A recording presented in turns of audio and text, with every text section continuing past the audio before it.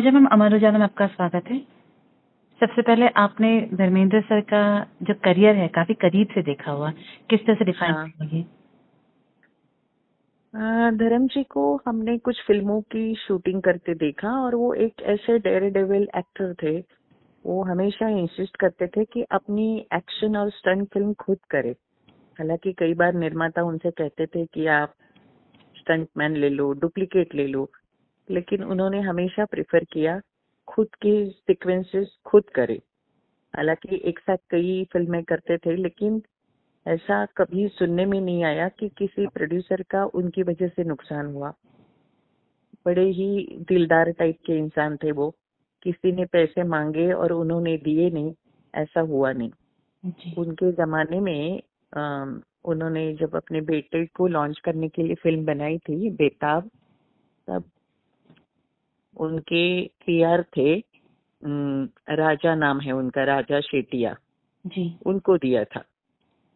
तो जो उनका रेम्यूनरेशन तय हुआ था वो तो धर्म जी ने तो दे ही दिया। और जब उन्होंने देखा, महसूस किया कि बेताब को चारों ओर से बेहद अच्छा रिस्पांस मिल रहा है, so he was very happy and he was sitting with other peoples at Sunny Super Sound. तब ये पीआर भी गया था। तो उन्होंने पीआर से बड़े मस्ती मजाक में, अरे मतलब पंजाबी में कहा कि चलो तुम्हारी वजह से, तुम्हारी मेहनत की वजह से फिल्म हमारी चल बसी, बोल क्या चाहते हो। तो उन्होंने कहा नहीं, ऐसा कुछ नहीं चाहते। तो हाँ, तेरे पास कार नहीं है ना, चलो तुम्हें कार देता हूँ। और उन्होंने उस जमाने में फियाट प्रीमियर पद्मिनी अपने पीआर को यूं ही दे दी। अच्छा।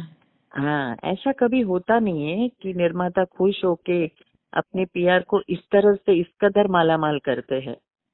तो बहुत ही दिलदार किस्म के एक्टर थे वो। ऐसा एक्टर नहीं देखने मिलता। इमोशनल थे। इंटरव्यू के दरमियान उनको पूछा था कि हेमा जी के कौन से गुण आपको अच्छे लगते, क्योंकि वो जहाँ इंडस्ट्री में स्वप्न सुंदरी है, वहाँ आप भी ही मैन है। मतलब आपकी जोड़ी बहुत he made for each other है, लेकिन कुछ वजह होगी जिसकी वजह से आपको हेमा जी पसंद है। तो उन्होंने कहा कि हेमा जी तो चलो ऑन स्क्रीन ड्रीम गर्ल है, मेरे लिए एक सिंपल है वो। मतलब हम लोगों में अंडरस्टैंडिंग है न, वो ऐसा चाहती है कि मैं उनको कुछ तोहफे दूं, न मैं ऐसा कुछ चाहता हूँ। और मैं कम बोलता हूँ, इस मामले में शर्मीला हूँ, ज्यादा बोल नहीं पाता। तो मेरी जो भावना है मैं कई बार शेरो शायरी में एक्सप्रेस करता हूँ। तो ये उन्होंने बहुत ही चंद शब्दों में हेमा जी के बारे में कहा कि वो सेल्फ मेड है, उनको मेरे पैसों की या मेरे लोकप्रियता की कोई जरूरत नहीं है। She is very multi talented. और जब हेमा जी का इंटरव्यू हुआ था तो हेमा जी ने कहा कि धर्म जी ने मुझे सबसे बड़ी गिफ्ट दी थी मलाड, जो डिंडोशी, हम लोग फिल्म सिटी रोड पर जाते हैं ना, हाँ, तो राइट तरफ में एक बहुत ही शानदार बंगला है। तो हेमा जी का इंटरव्यू उसी बंगले में हुआ था। तो हेमा जी ने खास तौर पे कहा था कि मेरे पति धर्म जी ने ये तोहफा मुझे दिया है। मतलब ऐसा उन्होंने कुछ सोचा समझा नहीं था। जी। मेरे जुहू के बंगले को रिनोवेट करना था और कहा गया था कि ये बंगला हम खाली कर दे, जुहू वाला। अच्छा। हाँ, तो अब कहाँ रहा जाए। तो ये जब बातचीत धर्म जी मेरे इस घर में आए, तो मैं और हमारे साथ बेटियां भी थी, ईशा और आहना। तो धर्म जी ने कहा था कि हाँ, ये तो सवाल है कि कहाँ रहा जाए। तो उन्होंने आनंद फानन अपने किसी बिल्डर से वगैरह फोन किया और कहा कि कोई ऐसा बंगला मुंबई एरिया में हो जहाँ हेमा जी शूटिंग पे आसानी से आ जा सके। ऐसा कोई बंगला है जो रेडीमेड हो। तो उनके वो किसी जानकार बिल्डर ने, किसने वो जगह दी पता नहीं, पर वो रेडीमेड बंगला हेमा जी को उन्होंने गिफ्ट कर दिया था। तो ये हेमा जी कह रही थी कि ये उन्होंने दिया हुआ मुझे एक बड़ा तोहफा है। पूजा मैम, हेमा मैम का जिक्र हुआ, हेमा जी का जिक्र हुआ है। हाँ। उस वक्त उस वक्त में जब धर्मेंद्र सर ने 2 शादी की थी, उस वक्त मीडिया में किस तरह की चर्चाएं होती थी? क्या कभी ऐसा हुआ कि उनको लेके कुछ गलत बातें लिखी गई जिस पर इन दोनों का कुछ रिएक्शन आया हो, या फिर उस वक्त किस तरह का माहौल था? मैं किरण तुम्हें एक मजेदार कहूँ या मेरे लिए it's a matter of treasure कि I am a journalist who met Kewal Kishan Deol at his bungalow. Okay. I met Dharam ji couple of times. और सनी देओल और बॉबी देओल का तो करियर अच्छे से चल ही रहा है, तो उनका मिलना जुलना ऐसी कोई नई बात नहीं है. मतलब मीडिया से मिलना जुलना होता रहता है. तो फिल्म सिटी नाम की एक मैगजीन थी वीकली, तो उसमें हमारे जो एडिटर थे सुरेंद्र गुप्ता, तो स्टाफ के साथ जब मीटिंग करते थे तो क्या नया किया जाए, क्या नया किया जाए, ये सोचते थे. तो मैंने उनको कहा कि आज के वक्त यानी उस वक्त जो बड़े स्टार है उनके पेरेंट्स से मिलना चाहिए कि किस तरह परवरिश रही उनकी, क्या चाइल्डहुड फॉन्ड मेमोरीज है उनके पास, क्या नटखट थे, कैसे ब्रेक मिला, उन्होंने कैसे सपोर्ट किया अपने बच्चों को. तो उन्होंने मुझे तुरंत कहा, पूजा जी जाइए और धर्मेंद्र के पिताजी का इंटरव्यू किया. मैंने कहा ये कैसे संभव है, ना तो अपने पास कोई नंबर है और एक्सेस कैसे मिलेगा धर्मेंद्र के बंगले में, कोई खाने का काम है. उन्होंने कहा कोशिश करो. मैंने डरते डरते धर्मेंद्र के जुहू बंगले में फोन किया. किसी सिक्योरिटी वाले ने फोन उठाया, उसने कहा कि ये फोन तो सिक्योरिटी के पास है. मैंने कहा क्या ये फोन आप प्लीज धर्म जी के डैडी को ट्रांसफर करवा सकते हैं? हाँ. उन्होंने कहा रुकिए. और 5-7 मिनट के बाद एक भारी भरकम आवाज आई, बोलिए. थोड़ा सा पंजाबी लहजा था. मैंने कहा नमस्ते बाबूजी, मैं जर्नलिस्ट बोल रहा हूँ, पूजा सामन नाम है मेरा. हाँ बोलो बेटा. मैंने कहा आपका इंटरव्यू करना है. मेरा क्या करोगे, मैं तो रिटायर्ड हेडमास्टर रहा हूँ, अब मेरा इंडस्ट्री से कोई लेना देना नहीं है. मैंने कहा नहीं, आपका इंटरव्यू करना है. कुछ धर्म जी का जन्मदिन आता है 8 दिसंबर को, तो कुछ चाइल्डहुड मेमोरीज हमारे साथ शेयर कीजिए.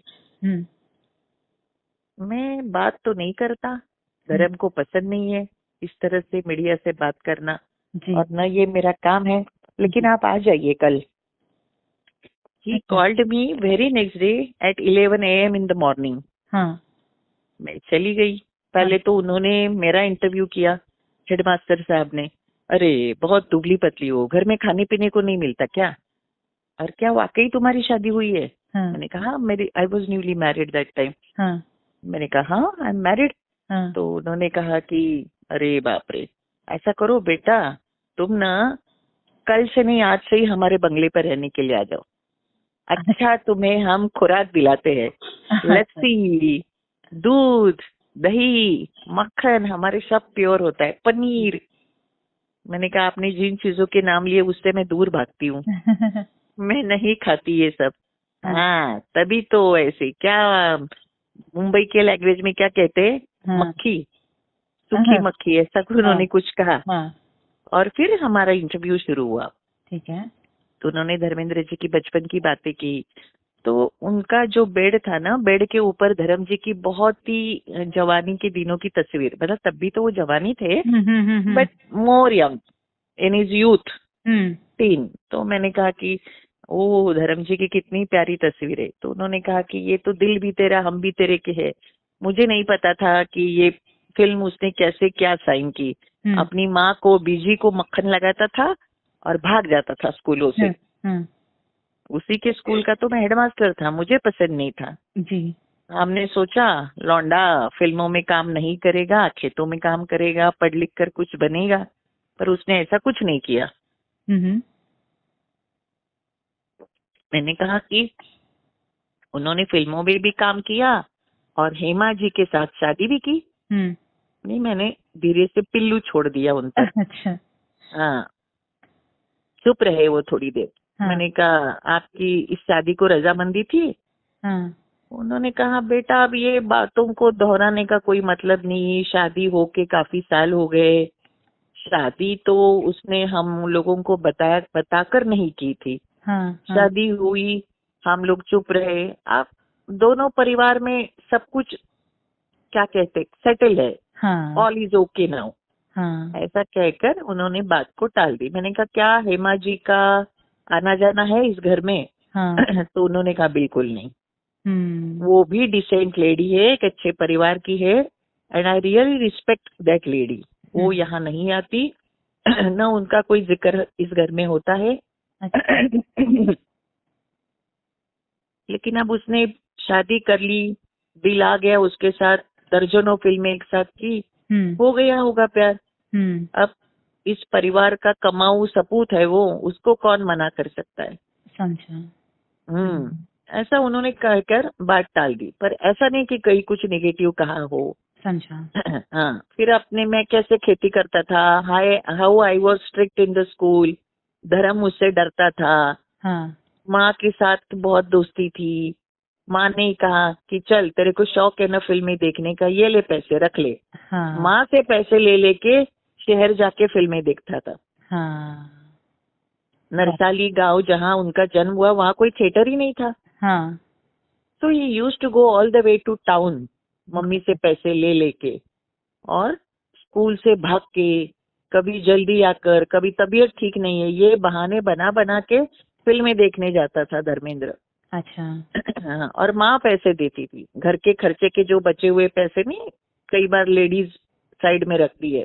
हाँ, हाँ, हाँ, हाँ, हाँ, तो वैसे धर्मेंद्र जी की माँ जो थी सतवंत कौर, जी, वो बेटे को पैसे देती थी, और धर्मेंद्र ने कहा कि मेरे स्टारडम का रास्ता, मेरे अभिनय का रास्ता मेरी माँ की वजह से आसान हुआ। जी, अगर मैं अपने बापू से परमिशन लेने का वेट करता, इंतजार करता, तो शायद कभी नहीं बनता। समझा, गॉट इट, मतलब बेटे की उन्होंने इसलिए जल्दी शादी की कि शादी होने के बाद जिम्मेदार बनेगा, अच्छा, घर गृहस्थी संभालेगा, खेती बाड़ी करेगा, पर ऐसा कुछ हुआ नहीं। कभी कभी उस दौर में जब आप जब इंट्रोड्यूस करते थे, शायद चाहे धर्मेंद्र जी का हो या हेमा जी को, कभी इस दौरान प्रकाश जी का जिक्र हुआ या कभी उनके बारे में कभी बात हुई जो आपको आज भी याद है? नहीं, प्रकाश जी का तो कभी कोई जिक्र हुआ नहीं, न हेमा जी के साथ। हेमा जी की बातें कई बार हुई, मतलब उनके घर पे, उनके बंगले में जितनी मर्तबा इंटरव्यू हुए, तो हेमा जी ने जिक्र तो किया कि धर्मेंद्र वॉज एक्सट्रीमली हैप्पी जब एशा का जन्म हुआ। उन्होंने पूरे ब्रिज कैंडी को मिठाई बांटी थी जी, और जो नर्स आई थी, और वो पूरा फ्लोर उन्होंने बुक कर दिया था हेमा जी के डिलीवरी के दौरान, अच्छा, उस फ्लोर में कोई और ना आए। और जो नर्स आई थी जिसने धर्मेंद्र को कहा कि मुबारक हो आपको बेटी हुई है, तो he was extremely happy. Got it, तो सोने की चेन उसको दे दी थी, ऐसा हेमा जी ने कहा था, तब की बात है, गॉट इट, ये धर्मेंद्र ने नहीं कहा था। ठीक है, हाँ, क्योंकि धर्मेंद्र को ऑलरेडी 2 बेटे थे, हाँ, पहले 2 बेटियां थी, तो उनको अच्छा ही लगा कि हेमा जी को बेटी हुई, गॉट तो ही इट, वॉज वेरी हैप्पी। हाँ, तो ये, लेकिन कभी प्रकाश जी का कोई जिक्र नहीं हुआ, कभी धर्म जी ने नहीं किया, कभी हेमा जी ने नहीं किया, और न कभी खास तौर पे मैंने कोई ऐसा टॉपिक छेड़ा कि प्रकाश जी कैसी है वगैरह, ऐसा कभी नहीं हुआ। गॉट इट, ठीक है, ठीक है, thank you so much Pooja ma'am, I put down this for